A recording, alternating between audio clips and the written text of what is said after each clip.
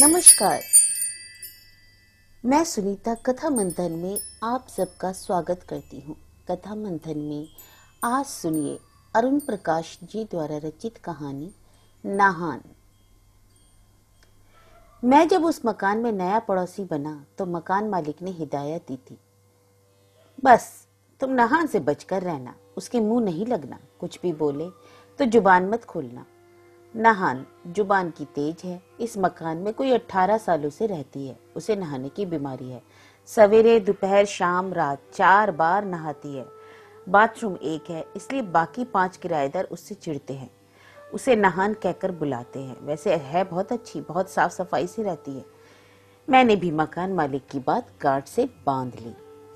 मैंने सोचा मुझे नाहान से क्या लेना देना, मुझे कितनी देर कमरे पे रहना है। 10 बजे ट्रांसपोर्ट कंपनी के दफ्तर जाऊंगा और फिर 10 बजे रात में उधर ही से खाना खाकर लौटा करूंगा। मेरा परिवार गांव में रहता है। वहां मेरे माता पिता, पत्नी और 2 बच्चे हैं। थोड़ी सी खेती बाड़ी है जिसके लिए हर महीने गांव का एक चक्कर लगाता हूँ। ट्रांसपोर्ट कंपनी में कमर्शियल क्लर्क की नौकरी है। दिन भर माल लदवाओ, उतरवाओ, बिल्टी देखकर माल पार्टी के हवाले करो। 6 बजे ऑफिस बंद होना चाहिए, पर कमरे पर आकर क्या करूंगा। परिवार साथ रहता तो बात और थी। कमरे में अकेले पड़े रहने का मतलब, इसलिए 10 बजे रात से पहले कमरे पर लौटने का सवाल ही नहीं था। कमरे में सामान जमाने के बाद मैं नाहान से मिला। इतवार को मेरी छुट्टी होती थी। उस दिन मैं अपने गंदे कपड़े धोया करता। नल या बाथरूम को लेकर ही नाहान से टकराव हो सकता था, इसलिए मैं कपड़े धोने के पहले ही नाहान से पूछने चला गया, बाथरूम का कोई काम तो नहीं है, मैं अपने कपड़े धो लूं। आगे से भी मैं उससे नियमित अनुमति ही मांगता रहा। इसके चलते नाहान की कृपा मुझ पर रहती। वह मुझसे कहा करती, कभी कोई तकलीफ हो या जरूरत हो तो बता देना। मैं कभी कभी छोटी मोटी चीजें उधार मांग लेता, जैसे किरासिन तेल, मोमबत्ती, माचिस, इस्त्री, पर अलावा कोई पड़ोसी नाहान के कमरे की तरफ झांकता भी नहीं था। नाहान उसका असली नाम नहीं था। नाहान शब्द किसी स्त्री का नाम होगा, यह सोचकर ही तो अटपटा लगता है, लेकिन अटपटापन उत्सुकता तो पैदा कर ही देता है। मेरे मन में यह सवाल कुलबुलाता रहा, इसलिए नाहान के बारे में जो सूचना सहज ही मिल जाती, मैं उसे अपनी स्मृति के खजाने में डाल लेता। मैं चाहता तो उसके बारे में पड़ोसियों से पूछताछ कर सकता था, लेकिन मैं उस मकान में नया था। उस मकान में कुल 6 बड़े बड़े कमरे थे, एक कतार में बने। उन्हीं में से एक कमरे में नाहान अपने पति सूरज के साथ रहती थी। सूरज एक ढाबे में कारीगर था। कारीगर यानी बावर्ची। दिन में 10 बजे काम पर जाता तो रात में 12 बजे लौटता। सुबह में देर तक सोता रहता। उसके पास नाहान के लिए फुर्सत ही नहीं थी। नाहान को भी फुर्सत कहाँ थी। वह भी पति के जाने के बाद चूड़ियों की टोकरी उठा सरकारी कॉलोनी चली जाती। उसकी टोकरी में रंग बिरंगी सस्ती चूड़ियां होती, हर तरह की कलाई में फिट आने वाली चूड़ियां, कांच और प्लास्टिक की चूड़ियां। नाहन कॉलोनी में जब पहुंचती तो वहां की औरतें फुर्सत में होती, पति काम और बच्चे स्कूल। नाहन अपने महीन मगर तेज सुर में आवाज लगाती, चूड़ियां, रंग बिरंगी चूड़ियां। अगर देर के बाद भी दरवाजा नहीं खुलता तो बेहिचक कॉल बेल दबा देती। पिछले कई सालों से वह इस कॉलोनी में फेरा लगाती थी, इसलिए उसे सब जानते थे। कई औरतें नाहन को खुद ही बुला लेती, कुछ खरीदती, कुछ सिर्फ चूड़ियों को देखती, खरीदने की इच्छा दबाती और महंगाई का रोना रोती। नाहन को मैंने अपने एक परिचित के यहाँ चूड़ी बेचते देखा था। हम बैठक में थे। गृह स्वामिनी ने दरवाजे के पास गलियारे में नाहन को बिठा रखा था। नाहन गृह स्वामिनी को चूड़ियों की किस्में दिखलाती जा रही थी। बूंद की, खिड़किया, झरोखनी, चंदा, तारा, सूरजमुखी। अच्छा, ये पसंद नहीं आई तो सादी चूड़ियां ले लो, आपकी गोरी कलाइयों पे ऊदी खूब फबेगा। थोड़ा लाल और काला मिलाकर ऊदी रंग बने बीबी जी, 7 का जोड़ा डलवा लो। ए लो, बगैर कंगन के कहीं सादी चूड़ियां फबती हैं। दोनों कलाइयों के लिए 4 कंगन तो चाहिए, आगे पीछे एक एक कंगन, तभी तो कांच की चूड़ियां टूटने से बचेंगी। आप पैसे की मत सोचो, पैसा नहीं है तो सिर्फ बौनी कर दो, बाकी अगले चक्कर में दे देना। 30 रुपए होते हैं, अभी 10 दे दो, 20 हम फिर ले लेंगे। गृह स्वामिनी ने चूड़ियां पहन ली। नाहन को 10 रुपए देकर जब वह जाने लगी तब नाहन बोली, बीबी जी आशीष की चूड़ी तो पहनती जाओ। गृह स्वामिनी ने कलाई झट आगे बढ़ा दी, भूल सुधार के लिए। नाहन ने उनकी बाई दाई कलाई में एक एक और चूड़ी डाल दी। गृह स्वामिनी चूड़ियों की झोरी में अपने माथे को लगाया। नहान बोली, सुहाग बना रहे बीबी जी।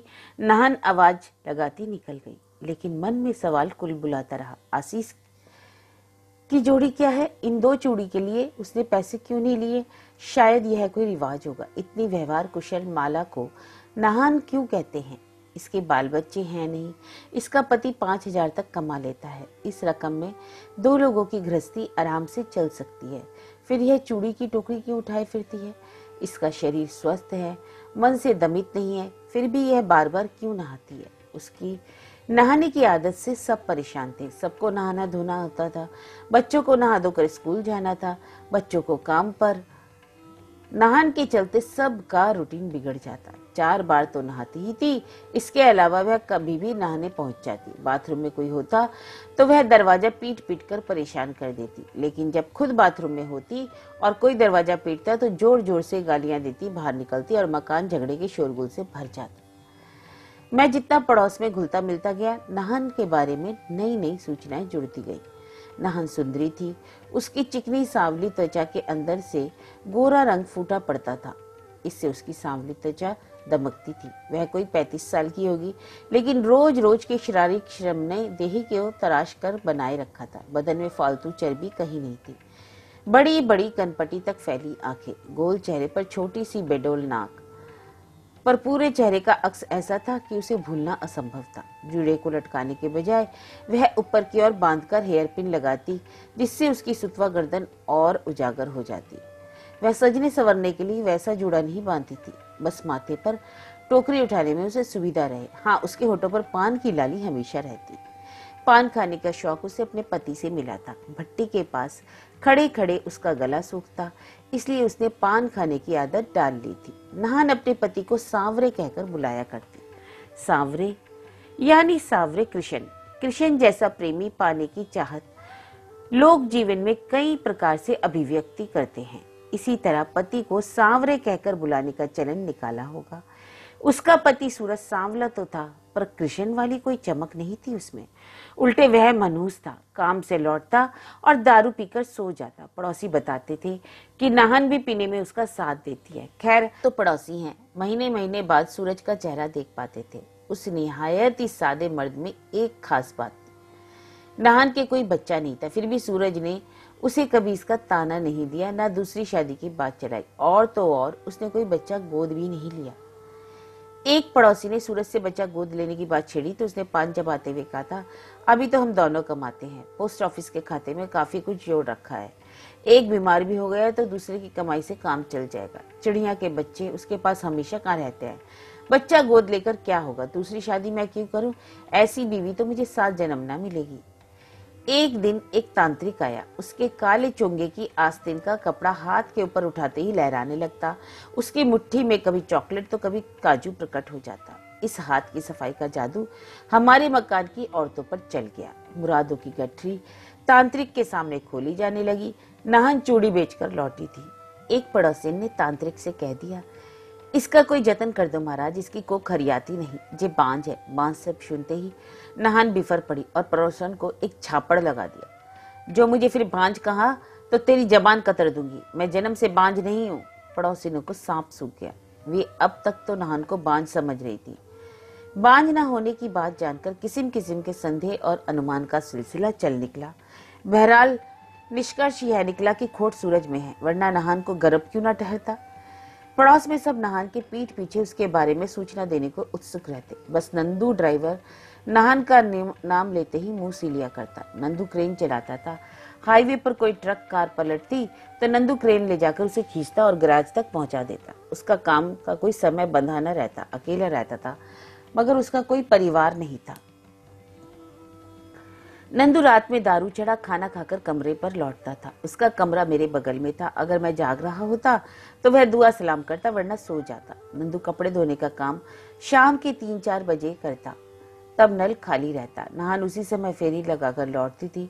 टकराव का कोई अवसर न होता, फिर भी वह नंदू से उलझती। कभी अलगनी पर लटके गीले कपड़े बदन से सट जाने की शिकायत करती तो कभी रास्ते पर पानी छलकाने के लिए कोसती। लगे हाथ नंदू को 2-4 गालियां भी सुना देती। नंदू यूं तो गबरू था, पर वह नहान की गालियां चुपचाप सुन लेता। कभी सिर उठाकर दीनहीन याचक वाली मुद्रा में देख लेता। इस पर नहान और बमकती, फिर पैर पटकती और कमरे में चली जाती। उसके बाद नंदू जैसे ही नल से हिलता, नहान बाथरूम में घुस जाती, मानो वह नंदू की छाया से अपवित्र हो गई हो। अजीब यह है कि नंदू कोई 16 साल से नहान की गालियां बर्दाश्त कर रहा था। नंदू की क्रेन मेरे ऑफिस के पास ही खड़ी रहती थी। उसके मालिक का ऑफिस भी वहीं था, इसलिए मैं धीरे धीरे जान गया था कि नंदू सहनशील नहीं है। ट्रक क्रेन जैसे सड़क छाप धंधे में दयनीय बने रहने से तो काम चलता नहीं। फिर वह इतने सालों से नहान से क्यों झेल रहा है। वह चाहता तो किसी और मकान में कमरा ले लेता। तांत्रिक के आगमन से स्थिति विस्फोटक होती थी। मेरे तीनों पड़ोसियों ने मिलकर नहान को पीट दिया। रोती कलपती नहान सूरज के ढाबे पर पहुंची। उस दिन मनहूस सूरज ताव खा गया। वह हाथों में लंबा करचुल लिए रिक्शे पर नहान के साथ आया। सूरज और पड़ोसियों में घमासान हो गया। 2 पड़ोसियों के सर फूटे, एक का हाथ टूटा। इस घटना के बाद सूरज तो भाग गया, पर नहान अपने कमरे में ही थी। आखिर पुलिस आई और नहान को गिरफ्तार करके ले गई।